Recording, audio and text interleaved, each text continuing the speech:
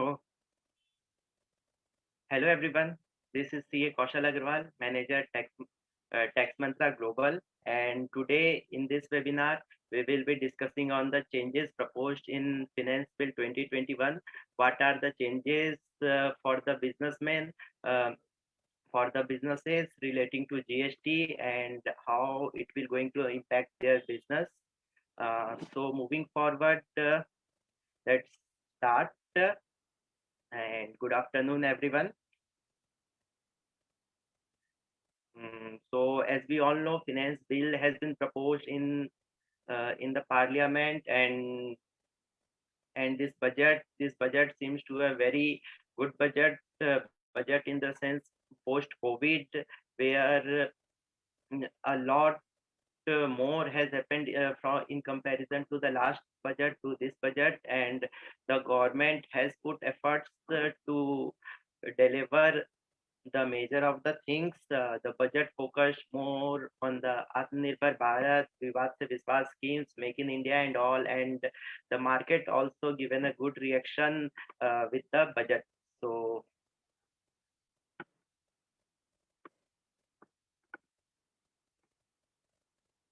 So if we will move forward, so the what are the changes uh, which has been proposed by the businessmen, which has been proposed for the GST.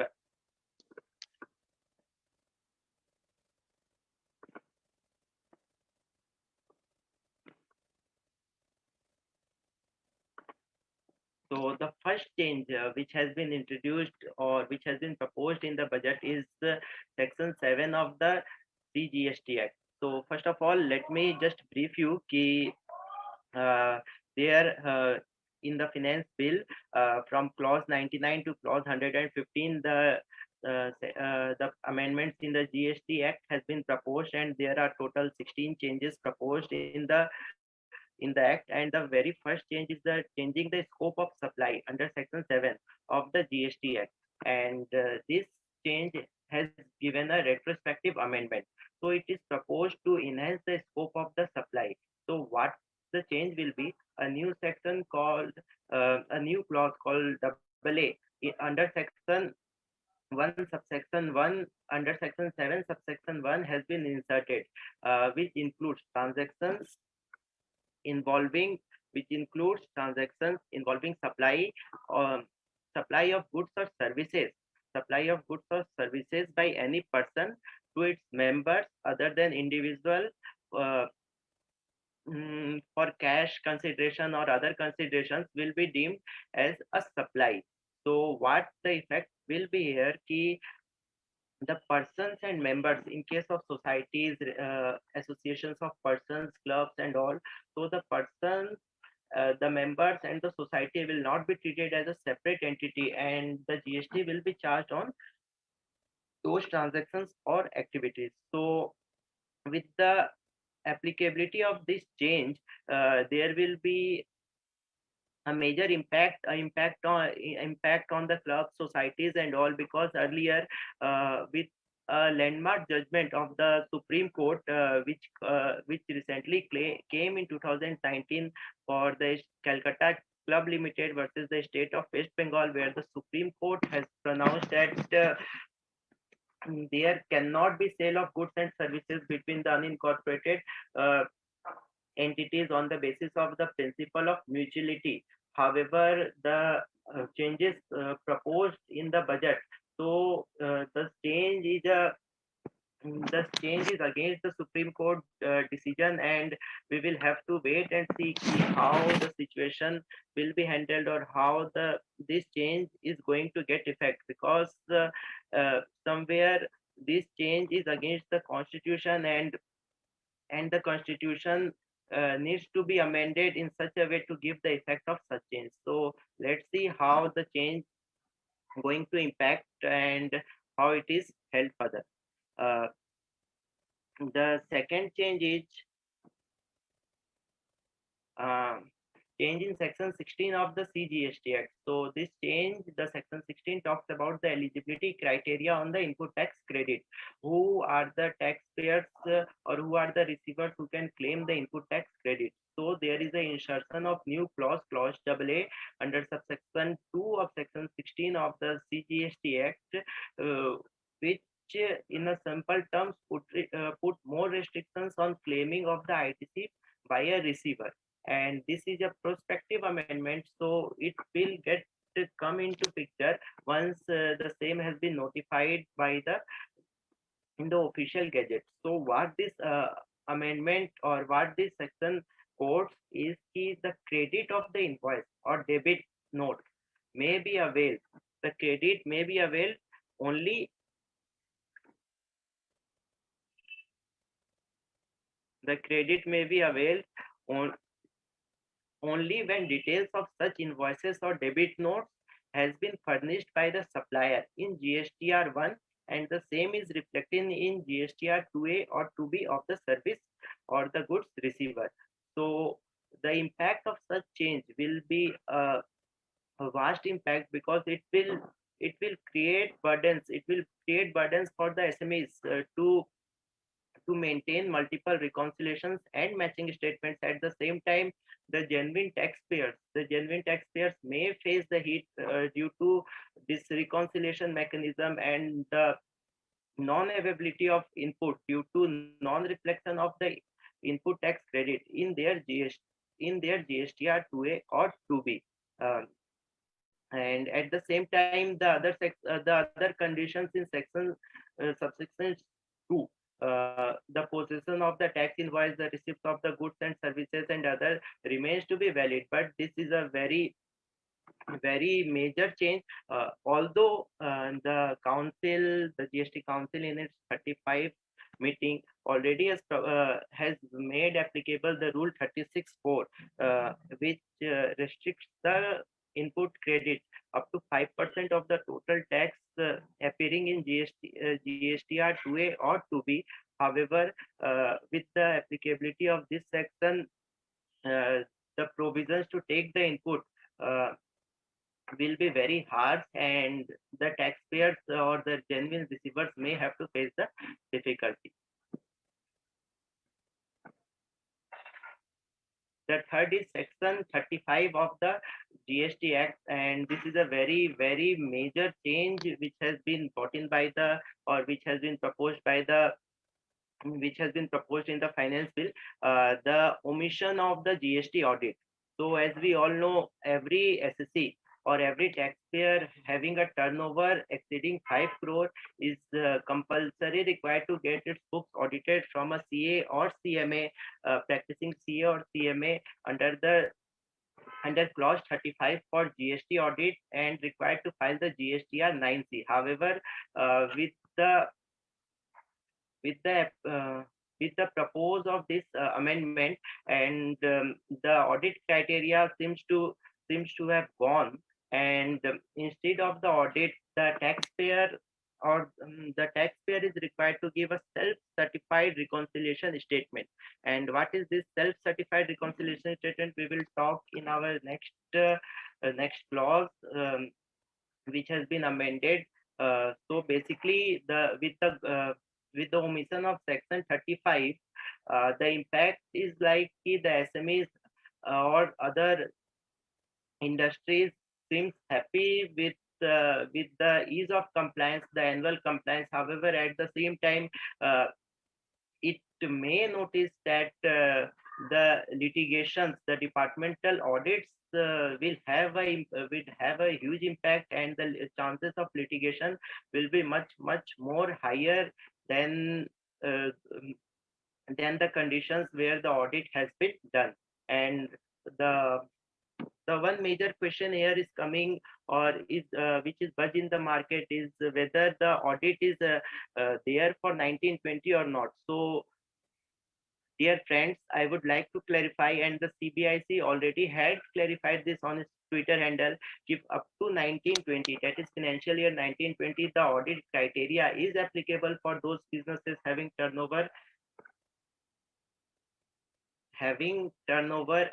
exceeding 5 crores, and the audit time limit, the last date to file this return, the annual return of the GST audit, is 28th of February 2021. So all those SSC who have not done or who have not done their GST audit, so we have a time of few days. You can just quickly done your audits. The fourth change which has been incorporated is the section 44.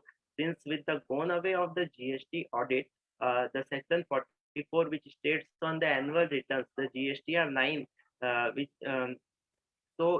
their clause has been inserted, or the complete section has been substituted with the complete section has been substituted to state key along with the annual return, the taxpayer is required to give a self-certified reconciliation statement, and this is a prospective amendment. So for up till 1920, this is not applicable. Financial year 1920 and in 2021, we will have to see once it gets notified from which date it becomes applicable. And what this reconciliation statement, the self-certified reconciliation statement means. So it means that the taxpayers has to give a reconciling their value of output supplies as they filed in their GSTR 1 or 3B with the value of supplies declared in their annual financial statements. So this they have to draw up a reconciliation statement stating the values are matched, or if in case there is a variance, they have to give a proper justification. And also the change empowers the commissioner to exempt certain class of persons who are not required to file the GST annual return. So if we will see up till financial year 1920, those taxpayers having a turnover up to 2 crores, they are not compulsory required to file the annual return. So some kind of provisions like some monetary limits may in future can be set up by the department to give a benefit to all those small taxpayers having a turnover below the certain criteria. And uh, again, since the audit is applicable for financial year 1920, so all those taxpayers who have not filed their annual returns, so hurry up and file your returns, because the last date to file the return is 28th of February 2020.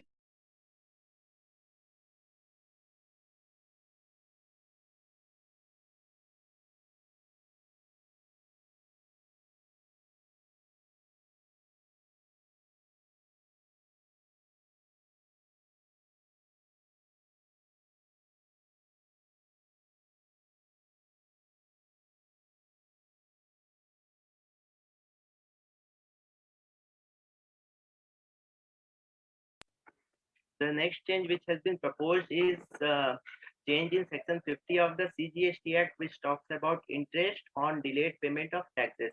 And this is a very expected change, although the same change has been notified by the um, department in its 35th council meeting. However, now in the budget, this has been proposed to incorporate in the GST Act with a retrospective event. And with this, whatever is the interest payable by the taxpayer, so it will be on the net tax liability which has been paid in cash and not on the gross tax liability. So we will have to see mm, what will happen to those SSCs who have already deposited their tax on the gross tax liability. So now the question is, all those SSCs which already have deposited on gross, so will they get a refund, or how the department will going to proceed for this? Uh, the next change which has been proposed is in section 75 of the GST Act. So one of my friends already had a question about this. Ki, uh, what is the self-assessed tax? So under section 75, the definition of the self-assessed tax has been more elaborated, and the scope of the self-assessed tax now includes the taxpayer which has filed this GSTR 1 and GSTR 3B. So whatever tax liability they have declared in the 1 and 3B, so whichever is higher, it will be termed as a self-assessed tax under Section 75 wealth explanation. So here we can say this amendment puts a checks on those taxpayers which declared their GSTR 1 at a full value to give the credit to their uh, receivers. However, they do not pay the taxes. So with the clarification of this um, on the scope of self-assessed tax, uh, all those taxpayers will have to pay their liability as it whatever they declared in GSTR 1 will tantamount to self-assessed tax liability.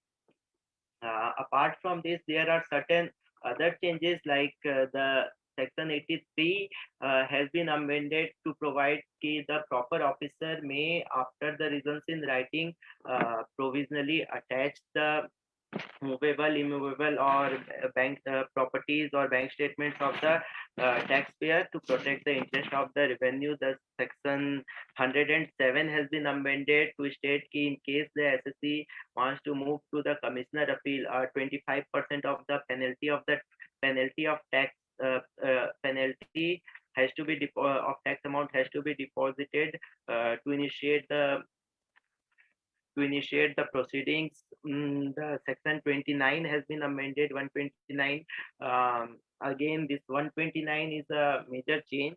Earlier, it states that in case of detention of the goods and where the owner comes forward, the owner is liable to pay 100% of the tax amount and 100% of the penalty amount. However, amendment has been proposed in Section 129, which increases the penalty amount to 200% of the tax payable and reducing the uh, and thus it will put a check all those taxpayers where the goods are detained, so they will not able to take the credit of the tax paid because the credit of the penalties are not allowed under the GST Act. So they cannot claim the input tax paid. Earlier it has been noticed the in case of detention the taxpayers uh, claim their tax payable, the 100% of the tax payable as a input and 100% penalty they give to the government. But now with the change in the law, 200% of the penalty needs to be deposited. The next change has been introduced is 151, where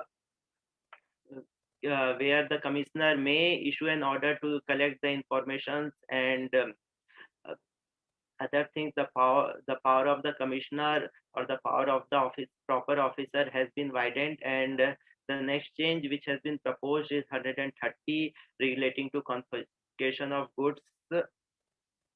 So these are some of the major changes which has been proposed in GST under the Central Goods and Services Tax Act. The next change and one major change which has been proposed is the change in the integrated goods and services tax, the IGST, the section 16 of the IGST Act.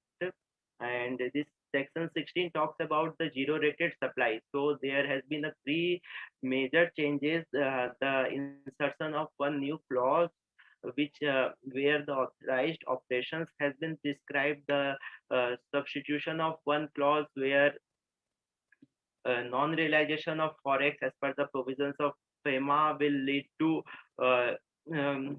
SSC to refund the ITC along with the interest at the rate of 18% after the lapse of the time limit under the FEMA provisions. And third, there is a insertion of new sections which notifies certain class of persons or certain kind of goods or services uh, as a zero rated supplies. And this is a prospective event, so this will come into effect once the once the same is proposed mm, by the central government and notified in the gazette. So the first change states ki goods and services supplied only to only for the authorized operations. So earlier it was goods and services, authorized persons, the goods and services are there. However, now the authorized operations has been incorporated. The next section, section 16.3 has been inserted. The section 16.3 has been substituted. This is a major change which states the non-realization of sale proceeds of zero-rated supplies under LUTs or refund of unutilized ITC along with interest. Shall become due within 30 days from the date uh, prescribed under the FEMA provision. So, in this case, all those taxpayers who are exporting the goods, however, there is unrealization of the forex, so they are required to refund the input claims or the refunds claimed along with the interest. So this will put a liability to all the medium and small taxpayers, because in this COVID situation, there are difficulties in realizing the foreign gains, and the terms of payments has been changed majorly by the receivers. And so we will have to see if how it affects. And once this section gets notified, there will be a lot of hustle in the industry. So these are all the major changes which has been proposed. And moving forward, I really appreciate your time. And now we can have a quick discussion on if anyone has any of the queries. Uh, yeah, the Shweta already had a query. Um, yeah, Shweta. Yes, you are right. For 1920, the GST audit is still applicable. The annual returns are applicable, and the GST audit is applicable. If in your case your turnover exceeds a 2 CR limit for financial year 1920, yeah, you have to file your GST returns, the annual returns. You need to file the annual returns. And at the same time, you may notice there are certain relaxations which are not there in the financial year 1920 GST returns, like HSNY summary and all, which are there earlier. Hmm.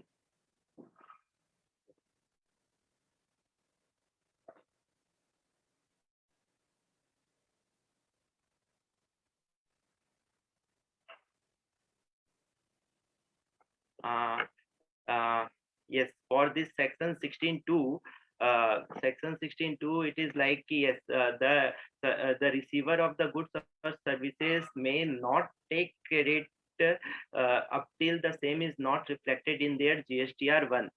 In the up till it is not reflected in their GSTR 2, and the supplier has not filed his GSTR 1. So this will restrict the genuine taxpayers, correct? This will restrict the genuine taxpayers to claim the input tax credit. But we will have to see, like, how when the government proposes it, and maybe with certain amendments it is proposed, or like in the way.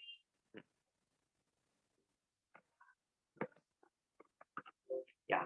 So thank you everyone. Thank you all. As you all know, Tax Mantra is a global tax and legal firm. We have offices in Singapore, US, and India. And in case of any queries, you can get back to us on info@taxmantra.com. So thank you everyone. Have a great day.